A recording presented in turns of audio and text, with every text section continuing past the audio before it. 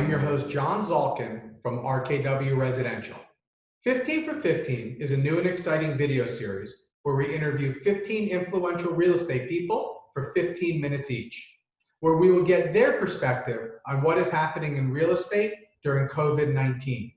A little bit about RKW. RKW Residential is an award-winning third-party multifamily property management firm with over 20,000 multifamily units under management and a growing footprint spanning 6 states. RKW delivers expertise in multifamily management through its technology, marketing, and customer experience platforms. My guest today is Scott Weiss from Speakeasy. Scott is the CEO and owner of Speakeasy, a globally renowned communication consulting firm established in 1974 with offices in Atlanta, San Francisco, New York, Chicago, and Amsterdam, as well as ongoing operations in Boston, Washington, D.C., Hong Kong, Bangalore, Dubai, and Mumbai, India. The company works with executives and teams in developing the impact and effectiveness of their communication capabilities, both internally with staff and externally with their clients. Last year, the company worked with some 5,000 executives in 15 different countries. Scott, it is great to see you, and thank you so much for taking the time to join me on this episode of 15 for 15. Thank you. Absolutely. I'm really looking forward to speaking with you and hearing about the communication industry. I know it's not real estate, but in real estate, we definitely communicate. So I was really happy and really blessed to have you come on and really just explain what's going on. And to kick it off, if you could just briefly expand on your bio, and then we'll get started. Sure. Well, I've been at Speakeasy for 27 years. And during that time, I've had the unique privilege of working with some of the most notable and recognized teams and leaders in the world, representing a variety of Fortune 1000, Fortune 500 companies, and a lot of closely held, privately held companies as well, all with leaders and managers and teams that understand the critical importance of their spoken communication and getting business done. And I think with respect to the real estate industry, since you have invited me to be your guest, which I greatly appreciate, there's a lot of profound change happening in your industry, given that so much of the real estate business is done face-to-face. And all of you spend an enormous amount of time in face-to-face business meetings and social meetings and networking to get things done. And that has all profoundly changed as a result of COVID-19. And you're now doing it all virtually. Big change. And there's a lot that has to be done to continue to drive your businesses forward as a result. Yeah, so I was fortunate enough to have you coach me early on, and just for full things, I work with Scott's son Jake, and Jake's the one behind the scenes who does all these great things. And it's just funny. And Jake called me up and was like, "Hey, my dad was listening to one of our first episodes. He would like to give you some, tips and pointers, and another way of saying, hey, you need some help." And it was awesome to get you on the first time, and we did the coaching. And for people who watched the first episode to now, I'm a lot closer. I looked at the camera. There were all these things, and I think you briefly touched on in the real estate industry. And then let me also throw another plug in. You were also very generous and gave me one of your top coaches who also work with me. Now I use my hands and all these little things. And, just to backtrack for one second, like you were saying, is in the real estate world, how this came about for me was I'm at networking events all the time. I am always out and about. I'm always taking lunch meetings and taking dinner meetings. And when this happened, it was kind of like, what am I going to do now? And, I think you briefly touched on it, but the change has been amazing with the phone calls and the Zoom meetings and all that. So, when did you know, and how did you work as your company to say, okay, we work with all these large corporations. Now we know this is what they're going to do. And what was the thought process and some of the things that you thought as a company, okay, here's how we're going to do this, and then started moving on and the coaching and, all the wonderful things you do for these large corporations? Yeah. So interestingly enough, this is not really new to us. So we have been working with executives and teams for quite a long period of time, years, because so many of our clients like EY and Accenture and Visa and Nestle and Coke, they're multinational companies, and it's impossible for them to have team meetings with everybody in the same geographic location. So virtual meetings is part of their repertoire. It's part of their normal protocol for conducting business. And because a lot of individuals realized very quickly that virtual meetings is not the same as a live meeting, they wanted to learn how to do it effectively. So we've been creating curriculum and development processes and tools for executives for many years. So the COVID crisis is an interesting addition to what we've been doing for a long period of time, but it is definitely not new to us. And when these clients, now I'd have to guess you were doing these for portions of some of the clients inside the executive, the C-suite people, but now it's probably changed where you're probably working with people like myself who are not really big public speakers and have never really done this before. And I could only imagine the shock. So my say to you is, give me 5 tips, 10 best tips. Like, what are the things, like I know you told me immediately, John, look at the camera, don't look at the person. Get into the video. Like, give us some tips where if there are people like us who don't do this on a daily basis or watching this, we can have some freebies. Yeah, so the first self-awareness of anybody that's using virtual communication is that it is not the same as a live meeting. So as soon as you realize that communicating into a 15-inch box is not the same as sitting in a conference room or sitting in a restaurant, you'll realize that it takes a different skill set to do this.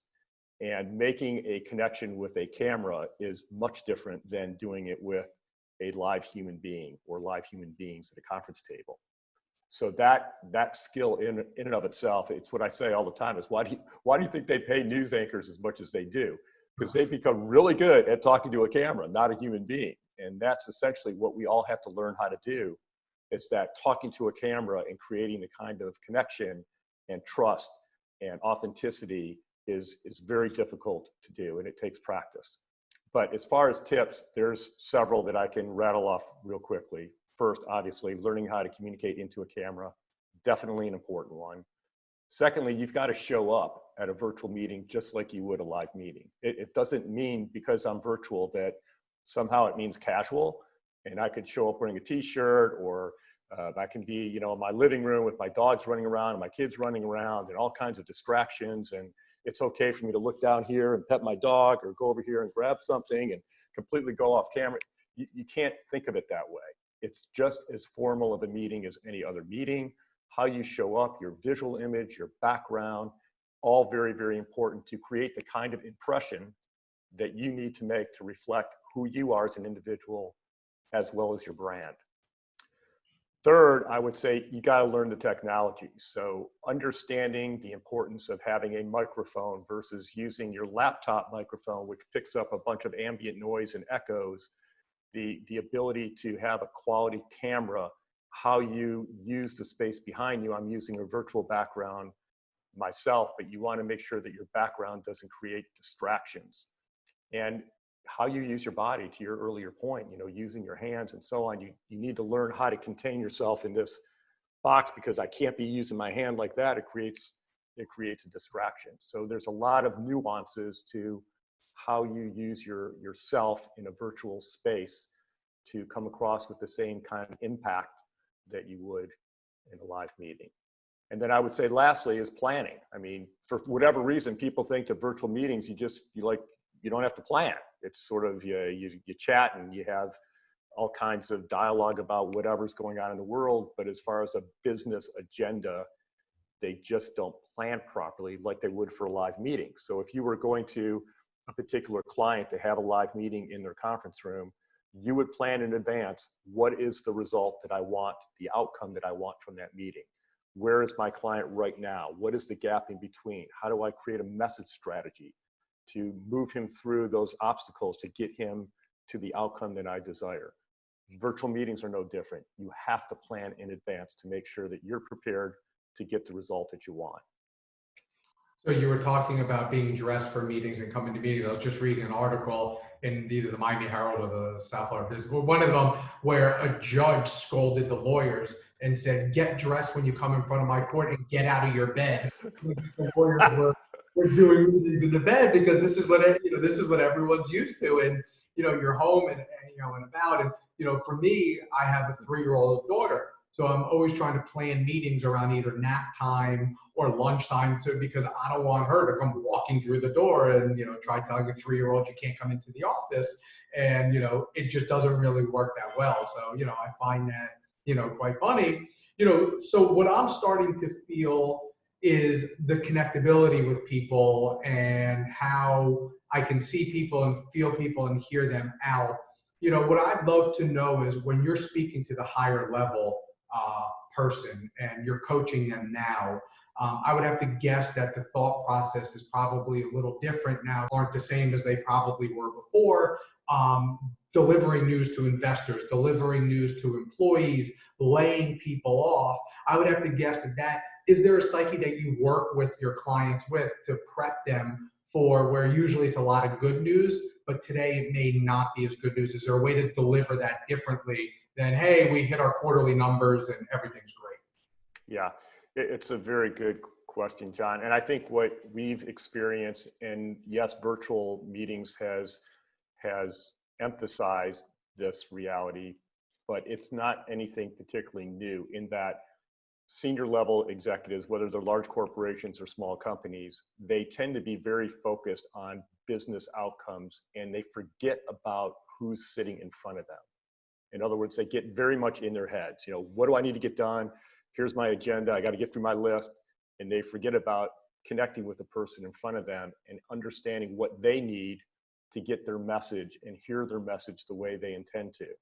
And a lot of that right now in particular has to do with characteristics that senior level managers and executives are completely unfamiliar with. For example, humility, empathy, vulnerability, things that people connect with right now that will help them hear your message in a more meaningful way to get the result that you want.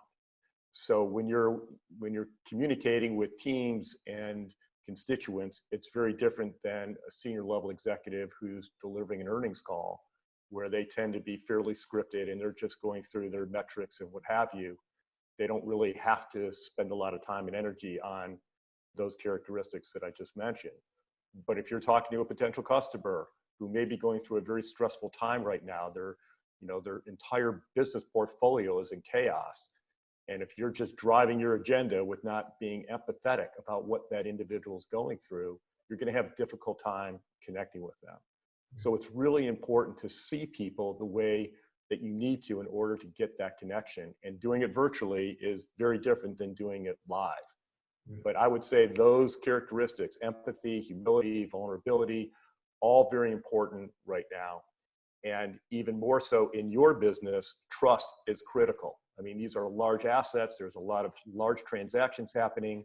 They affect individuals in a very meaningful way, and trust has to be there. And now you're trying to establish trust over a virtual medium, which is much more difficult than doing it in person or doing it over dinner or over a glass of wine or what have you. Now you're doing it over a 15-inch laptop. So you have to find ways to be able to establish that trust, which is so important to your business in bringing parties together to do a deal. Yeah, it's interesting, and we have to wrap it up. I told you 15 minutes flies when you're having fun, right? A lot of times when I'm in meetings with people, it's not a lot about real estate or deals and stuff. It's about family, mutual interests, hobbies. You golf, you fish, you do this. And today on these calls, it's very boom, boom, boom, boom, because time is of essence and everyone's now scripted to this like 30 minutes, 15 minutes, and I got to get on a call. So trying to break the ice, trying to, like you said, empathy, like a lot of people we're speaking to today, and multifamily's held up pretty well, but a lot of my acquaintances and friends and people we do business with in the retail sector, the hospitality sector, I was on a call with somebody the other day. They have 2% occupancy in their hotel in downtown Brooklyn. You have to be, you can't just say, oh, well, we collected 92% of our rents in multi. You should have been in multi. So, it's very interesting to hear that from you. Yeah, and I think that, the other important thing for individuals in your position or like positions is giving people the confidence that things are going to be okay. And that all happens through your spoken communication. Your ability to communicate that in a way that I'm buying it, that I believe it, makes your impact on me that much more important. That's awesome. Scott, I can't thank you enough for joining me and for coming on. And, it wouldn't be a 15 for 15 if I didn't get you to a lightning round. You ready for your lightning round questions? Let's go. Let's go. Yes and no, over under is really fast. Does the Okay. 10-year treasury close under or over 1% by the end of the year? Under. The next time, this is probably near and dear to your heart. Next time you're on an airplane, over or under 90 days? Under. Next time you attend a networking event, over or under 90 days? Under. Next lunch or dinner at a restaurant with a client, over or under 90 days? Under. I love the optimism. Will Trump win or lose? Throw a curveball at you. He will win. Does the stock market end over or under 20,000 by the end of the year? Over. Does the U.S. COVID-19 infection rate go over or under 1 million in the United States? Unfortunately, over. Do you think you will be on a vacation in the next 6 months? Absolutely. Good. Scott, I really want to thank you for joining me today on this episode for 15 for 15. It was really educational. Really appreciate it. Thank you, John. Best to your company and your family, and much success going forward. Thank you. Everyone, we hope you all stay safe and practice social distancing, and make sure to wash your hands. If you have any questions or would like to find this video, please visit rkwresidential.com.